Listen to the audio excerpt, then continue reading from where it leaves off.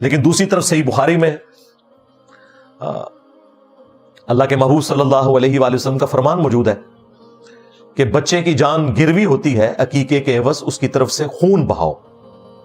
یعنی ایک جان اللہ کے حضور ایک بچے کی طرف سے آپ نے قربان کرنی ہے. اگر وہ بچہ میل ہے تو 2 جانیں، اگر فیمیل ہے تو 1 جان. وہ جامع ترمذی میں حدیث موجود ہے کہ لڑکے کی طرف سے 2 بکرے کرو اور لڑکی کی طرف سے 1.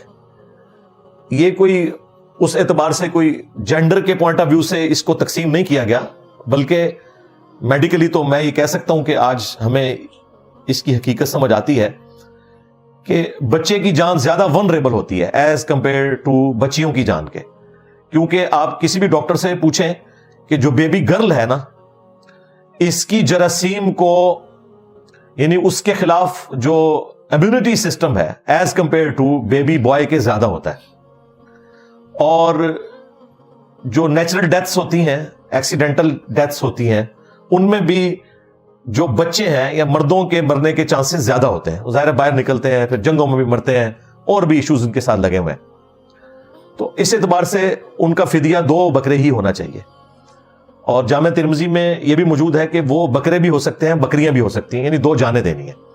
اور ایک اور حدیث ہے جامع ترمذی کے اندر، اس میں نبی علیہ السلام نے فرمایا کہ بچے کی طرف سے اور بچی کی طرف سے 7ویں دن عقیقہ کرنا ہے.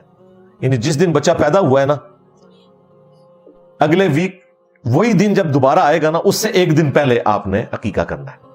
اگر جمعے کو بچہ پیدا ہوا ہے تو جمعرات کو عقیقہ ہوگا، کیونکہ جمعہ 8 دن ہوتا ہے نا. ہاں، تو جمعرات 7 دن ہوگا. اور اگر بچہ مغرب کے بعد پیدا ہوا ہے جمعے والے دن، تو وہ پھر جمعے کو نہیں پیدا ہوا، شرعی اعتبار سے وہ ہفتے کو پیدا ہوا ہے، کیونکہ مغرب کے بعد اگلا دن شروع ہو جاتا ہے. اسی لیے آپ قیام اللیل تراویح جو ہے رمضان کی وہ پہلے کرتے ہیں، اگلے دن روزہ رکھتے ہیں، کیونکہ مغرب کے بعد رمضان شروع ہو جاتا ہے.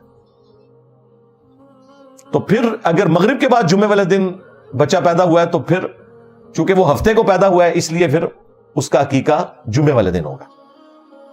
تو فرمایا 7ویں دن عقیقہ کرنا ہے اور اس کا نام بھی ڈکلیئر کرنا ہے، اور اس سے گندگی ریموو کرنی ہے، اس کے بال مونڈنے ہیں، اور باقی یہ جو جسم وغیرہ دھونا، یہ سارے معاملات 7ویں دن کرنے ہیں.